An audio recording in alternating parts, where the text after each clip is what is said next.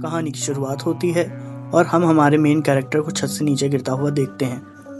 Hyun संग shock में होता है और सोच रहा होता है कि क्यों आखिर उसे छत से नीचे फेंका गया।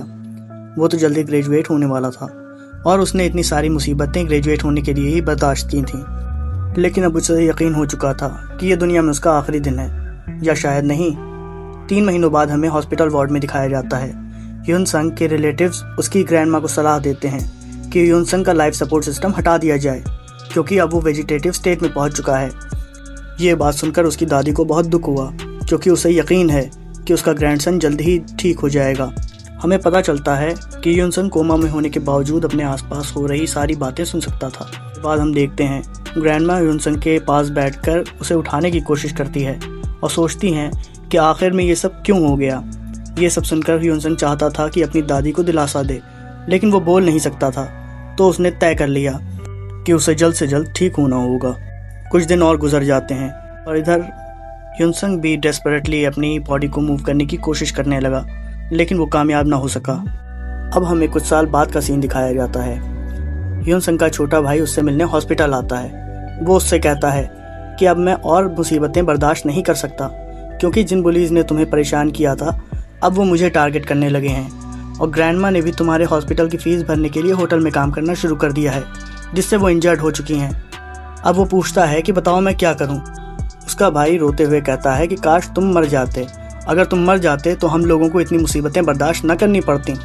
उसका भाई रोते हुए उसे उठने के लिए कहता है, जबकि ह्यून संग ने अब उठने की सारी उम्मीदें खो दी थी क्योंकि अब तो वो अपने आप को हिला भी नहीं सकता था। वो सोचने लगा कि शायद ये सब सपना है और अगर वो थोड़ा और बर्दाश्त करे तो वो आखिर में सपने से जाग जाएगा। लेकिन 3 साल और गुजर जाते हैं। वो अब भी कोमा में ही था। अचानक उसने अपने पुलिस की शक्लें याद आने लगीं जिन्होंने उसे इस हालत में पहुंचा दिया, और उन टीचर्स की जिन्होंने उन पुलिस का साथ दिया था। वो सोचता है कि अगर मुझे किसी तरह दोबारा उस वक्त में जाने का मौका मिला तो मैं उन सभी लोगों को तबाह कर दूंगा। यहाँ तक इन्हीं ख्यालों में खोया वो सिर्फ और सिर्फ बदला लेने के प्लान बनाता रहता है और उन मुजरिमों को बद से बदतर सज़ा देने के लिए अपने दिमाग में सिनेरियो क्रिएट करता रहता था। इसी के साथ इतने सालों तक मेहनत करके उसने एक परफेक्ट प्लान तैयार कर ही लिया। लेकिन अब 10 साल बीत चुके थे और वो स्टिल बेड कोमा में ही था। अब उसे कोई रास्ता नज़र नहीं आ रहा था। वो पूरी तरह से टूट चुका था और अब मरने की दुआ करने लगा कि कोई तो उसे इस जहन्नुम से निकाले और उसकी ज़िंदगी को ख़त्म कर दे। वो ये सब सोच ही रहा था कि उसकी आंखों के सामने सब वाइट हो गया और उसने अपने सामने खुद को खड़ा देखा। उसके साये ने उसे ग्रीट किया और इससे पहले कि वो कुछ समझ पाता कि उसके साथ अभी क्या हुआ है, उसने देखा कि वो अपनी क्लासरूम में बैठा हुआ है। उसने सोचा कि शायद ये भी कोई सपना ही है, सो उसने अपने चेहरे को पिंच किया। लेकिन अजीब बात हुई, उसे दर्द महसूस हुआ, मगर इस सिंपल सी फेस पिंच से भी उसे यकीन ना आया। तो उसने अपनी डेस्क से एक को उठाया और अपने पैरों पर स्टैब कर लिया। अब उसे यकीन आ गया कि वो वाकई वक्त में वापस आ चुका है। लेकिन इससे पहले कि वो अपने वापस आने की खुशी मनाता, उसका ध्यान क्लास में होती हलचल पर गया। एक बुली क्लास के लड़के को बुरी तरह पीट रहा था। क्लास में अफरा तफरी का माहौल बन गया। यंग उनके चेहरे पर शौक नजर आने लगा क्योंकि अब उसने रियलाइज कर लिया कि यही वो टाइम है जहां से उसकी सारी मुसीबतों की शुरुआत हुई थी। सो विदाउट एनी हेजिटेशन वो अपनी सीट से उठा और उसने बुली को रुकने के लिए कहा। अब सारी नजरें यून यंग की तरफ थीं। बुली रुकने के बजाय उससे भी बदतमीजी करने लगा, लेकिन इससे पहले कि वो कुछ और बकता, यून ने उसके चेहरे पे एक जोर का पंच मारा। Before all of this happen, आज ही के दिन उसकी ज़िंदगी पूरी तरह बदल चुकी थी। आज भी उसे याद है कि उसके साथ पिछली ज़िंदगी में क्या क्या हुआ था। पार्क मिंचुल नाम का लड़का क्लास में बैठा गेम खेल रहा था। वो एक टिपिकल बुली था जिसे स्टूडेंट्स को हरास करना बहुत पसंद था। उसने एक दिन ली चिंग नाम के लड़के को अपना गेम शटल बनाने की कोशिश की, लेकिन जब उसने इनकार करने की कोशिश की तो वो उसे हरास करने लगा। वो मेरा पहला दिन था जब मैंने अपनी आंखों से स्कूल वॉयलेंस को देखा था और मैं भी किसी परेशानी में नहीं पड़ना चाहता था, लेकिन उस लड़के ने स्टडीज़ में मेरी बहुत मदद की थी, इसलिए मैं अपनी आंखों के सामने उसे पिटता हुआ नहीं देख सकता था। तो मैं आगे बढ़ा और मैंने बुली को रुकने के लिए कहा, लेकिन थोड़ी देर बाद ही टीचर क्लास में आ गए, जिससे सारी सिचुएशन कंट्रोल हो गई। लेकिन उस दिन के बाद पार्क मिंचुल का गैंग और उसके दोस्तों ने मिलकर उसे हरास करना शुरू कर दिया। हर रोज़ पार्क मिंचुल और उसके दोस्त मिलकर उसे मारने पीटने लगे। यहाँ तक स्कूल ख़त्म होने के बाद भी उसे रोज़ाना बुली किया जाने लगा। वो उस वक्त को सिर्फ एक और एक वर्ड से डिस्क्राइब कर सकता था, वो था हेल। लेकिन अब जबकि वो वक्त में वापस आ चुका है, तो अब वो हर चीज़ का हिसाब लेने वाला है। अब हम प्रेजेंट में देखते हैं कि पार्क मिनचुल का चेहरा जो घूंसा पड़ने से लाल हो चुका था। खुद पार्क मिनचुल को भी इस पर यकीन नहीं आ रहा था। उसने गुस्से से यनजुंग को देखा, लेकिन हीरो ने उसके बालों को पकड़ के उसका मुंह डेस्क पर पटक दिया। उसके मुंह से बहुत ज़्यादा खून निकलने लगा था, लेकिन अभी युन का दिल भरा नहीं था। युन ने दोबारा उसको चेहरे पर पंच किया। युन ने बहुत आसानी के साथ पार्क मिनचुल को पीट दिया, क्योंकि उसे सारे बुलीज की फाइटिंग पहले से ही मालूम थी। युन ने पार्क मिनचुल के चेहरे को पीट कर सुझाव डाला था। ये सब करना उसके लिए बहुत आसान काम था, क्योंकि उसने 10 सालों तक एंडलेसली इस सिनारियो को अपने दिमाग में सिमुलेट कर रखा था। इवन की अगली किक जो उसके चेहरे पर पड़ने वाली थी, ये सारी चीज़ें पहले से ही प्लान का हिस्सा थीं। लेकिन किसी ने अचानक उस पर चेयर फेंक कर मारी। वो बाल बाल उस चेयर से बचा, और जब मुड़कर उसने हमला करने वालों की तरफ देखा तो उसने देखा कि पार्क मिनचुल के दोस्तों ने चेयर फेंकी है। वो युन को रुकने की धमकी देने लगे। युन ने पूछा कि अगर मैं ना रुका तो क्या कर लोगे। उसके दोस्तों को समझ में आ गया कि अब युन डरने वाला नहीं है। उतने में एक स्टूडेंट ने कहा कि टीचर आ रहे हैं। पार्क मिनचुल के दोस्त युन को धमकी देकर चले गए और क्लास स्टार्ट हो गई। पार्क चुलमिन को समझ नहीं आ रहा था कि आखिर मेरे साथ क्या हुआ। उसे अपनी पिटाई पर यकीन नहीं आ रहा था। वो दिल ही हीरो को गालियां दे रहा था और बदले की प्लानिंग करने लगा कि जैसे ही क्लास खत्म होगी तो मैं अपने दोस्तों के साथ मिलकर इसको ज़रूर पीटूंगा। दूसरी तरफ उसके दोस्त भी अपनी क्लास में बैठे घड़ी की तरफ देख रहे थे कि जैसे ही क्लास खत्म होगी वैसे ही युनसंग की क्लास में जाकर उसके हाथ पैर तोड़ डाले जाएंगे, क्योंकि अगर युनसंग को ऐसे ही छोड़ दिया गया तो बाकी क्लास वाले भी इनसे डरना बंद कर देंगे और इनके खिलाफ खड़े हो जाएंगे। जैसे ही क्लास खत्म हुई तो पार्क चुलमिंग फौरन ही हीरो से बदला लेने के लिए अपनी जगह पर खड़ा हुआ, लेकिन जैसे ही वो खड़ा हुआ वैसे ही युन ने पार्क मिंग के चेहरे पर दोबारा जूते बरसाना शुरू कर दिए। दूसरी तरफ पार्क के चेले भी क्लासरूम से झुंड बनाकर बाहर की तरफ निकले।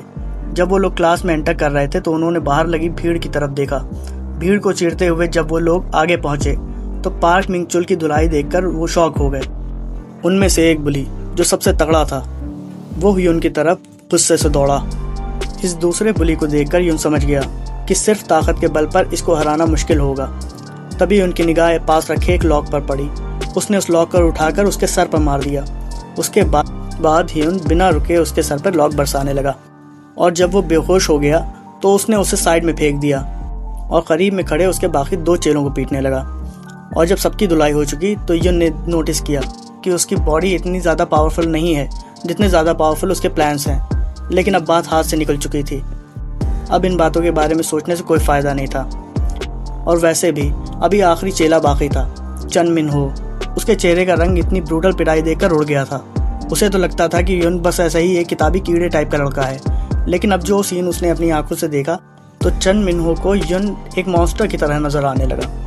चन मिन हो जिस सिचुएशन में फंस चुका था अब उसे समझ आ चुका था कि अब बचने का कोई रास्ता नहीं। वो अपनी जगह पर जैसे जम गया और उसके हाथ पांव कांपने लगे। लेकिन इससे पहले कि ह्यून का घूंसा उसके मुंह तक पहुंचता, टीचर क्लास में आ चुका था।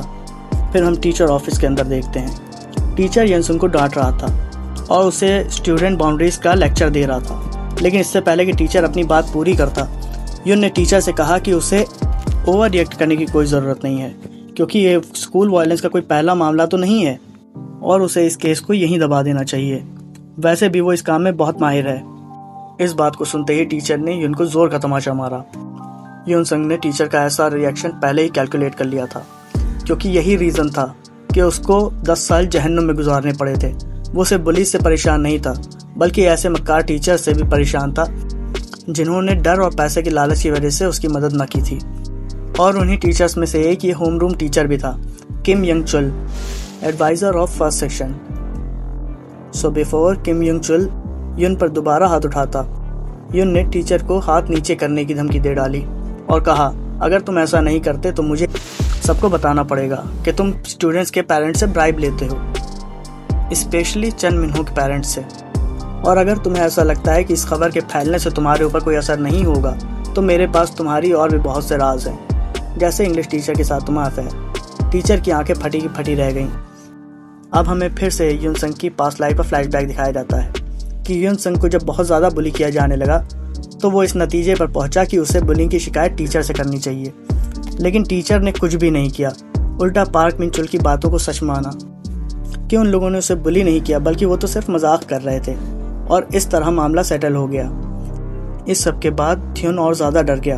उसे तो लगा था कि टीचर्स उसे स्कूल में प्रोटेक्शन देंगे, लेकिन उसकी शिकायत करने से नाराज़ होकर पार्क चुल और उसके दोस्तों ने ह्युंग को बहुत मारा। जिस वक्त वो लोग उसे ब्रूटली मार रहे थे, ह्युन संग की नज़र टीचर पर पड़ गई, जो ये सब होता हुआ देख रहा था। अब जबकि टीचर ने अपनी आंखों से ये सब देख लिया है, तो ह्युन को लगा कि शायद अब ये मेरी मदद करेगा, लेकिन उसकी उम्मीद टूट गई जब उसने देखा कि टीचर वहाँ से चुपचाप मुंह घुमाकर चला गया। ह्युन संग को अब मालूम हो चुका था कि उसका टीचर बहुत डरपोक इंसान है, लेकिन बाद में उसे पता चला कि वो सिर्फ डरपोक ही नहीं, बहुत कमीना इंसान भी है, जो पेरेंट्स से घूस लेता है, और ख़ासकर जंग मिनहो के पेरेंट्स से, जो कि टीचर की कमाई का बहुत बड़ा हिस्सा है। इसके बाद भी यंग ने हार नहीं मानी। उसे मालूम था कि वो इस लड़ाई को नहीं जीत सकता, लेकिन फिर भी वो कोशिश जारी रखता है। एक दिन तो उसने रिटेलिएट भी किया, लेकिन इस वजह से मिनहो के पेरेंट्स ने स्कूल में शिकायत की और यन की दादी को सबके सामने जलील किया और उसे माफ़ी मांगने पर मजबूर कर दिया। उस दिन के बाद से लेकर कोमा में जाने तक यन समझ चुका था कि सिर्फ ताकत से वो नहीं जीत सकता, बल्कि उसे घूसखोर टीचर्स की प्रॉब्लम को भी सॉल्व करना पड़ेगा। अब हम प्रेजेंट में देखते हैं, टीचर उसकी बातें सुन के शॉक खड़ा हुआ है, लेकिन वो ऐसा जताता है कि जैसे उसे कोई फ़र्क ना पड़ा और ह्युन संग की सारी बातें झूठ और बेबुनियाद हैं। लेकिन ह्युन संग के पास उसके लगाए हुए सारे इल्ज़ामों के सबूत मौजूद थे। ह्युन ने उसे याद दिलाया कि आज उसके पास जितनी भी प्रॉपर्टी और पैसा है, ये सब उसकी बीवी की मिल्कियत है, और अगर इंग्लिश टीचर के साथ अफेयर की बात उसकी बीवी को पता चलती है तो उसका डिवोर्स तय है। ह्युन की धमकियों से वो समझ चुका था कि अगर इसने लोगों को मेरे राज के बारे में बता दिया तो मेरी नौकरी तो जाएगी, साथ में मेरी फैमिली भी बर्बाद हो जाएगी। टीचर को अब अपनी सिचुएशन का अंदाजा हो जाता है और वो ह्युन की सारी शर्तें मानने को तैयार हो जाता है और पूछता है कि अब आगे क्या करना है। तो ह्युन संग ने कहा कि तुम अपनी घटिया जिंदगी हमेशा की तरह जारी रखो, वही करो जो तुम करते आए हो, बस तुमको प्रायोरिटी चेंज करनी होगी। आज से तुम उनकी जगह मेरी वकालत और तरफदारी करोगे, और अगर तुम ग्रेजुएशन तक मेरी बात मानते रहे तो तुम्हारे सारे राज सेफ रहेंगे।